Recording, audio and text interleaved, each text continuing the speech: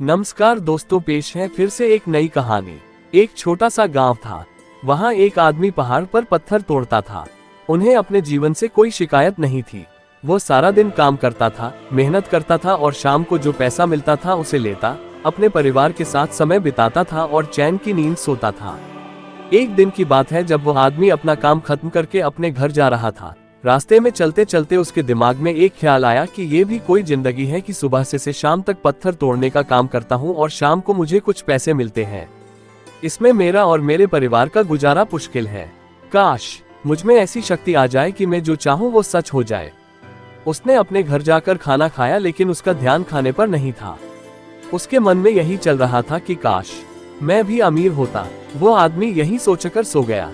रात को सोते समय उसने अपने सपने में देखा कि वो हमेशा की तरह अपना काम खत्म करके अपने घर लौट रहा था कि अचानक उसे एक बहुत बड़ा महल दिखाई दिया।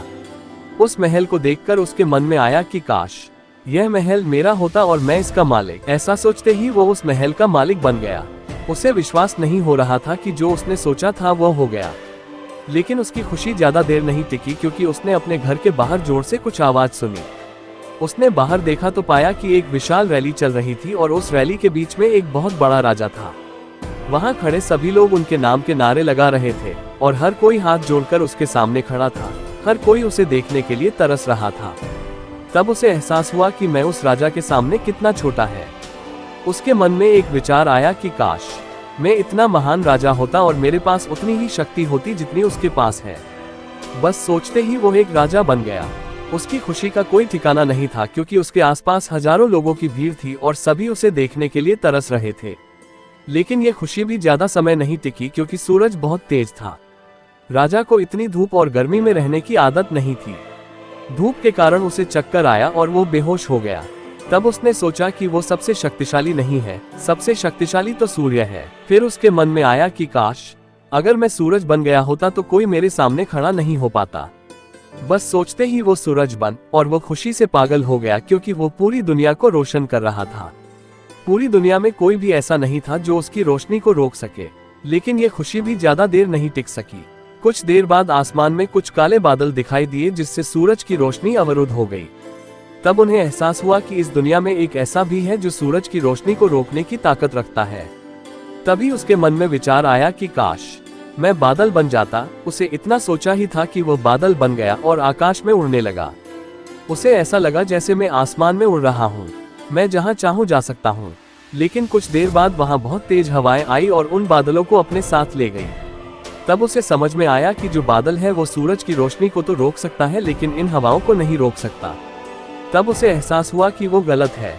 फिर उसने सोचा काश मैं हवा बन जाता, और वो हवा बन जाता है। हवा बनकर उसे एक अलग ही ऊर्जा का अनुभव हुआ।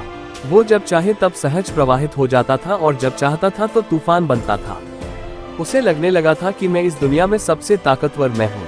तभी उसे एक बड़े पहाड़ का सामना करना पड़ा। उसने अपनी पूरी ताकत लगा दी, लेकिन वो उस पहाड़ को 1 इंच भी नहीं हिला सका। तब उसे एहसास हुआ कि इस दुनिया में कोई और है जो इस हवा से ज्यादा ताकतवर है, जो हवा को रोकने की ताकत रखता है। फिर उसके मन में आया कि काश मैं पहाड़ होता। उसने इतना सोचा ही था कि वो पहाड़ बन गया। लेकिन हर बार की तरह इस बार भी उनकी खुशी ज्यादा देर तक नहीं टिकी। उसे एक जानी पहचानी आवाज सुनाई दी। साथ ही उसे कहीं से दर्द होने लगा। उसने महसूस किया कि कोई है जो उसे तोड़ रहा है। वो दर्द से कराहने लगा और उसके मन में आया कि काश इस पर्वत को तोड़ने की शक्ति रखने वाला मैं बन जाऊं। लेकिन इस बार उसकी इच्छा पूरी नहीं हुई और वो जोर जोर से रोने लगा।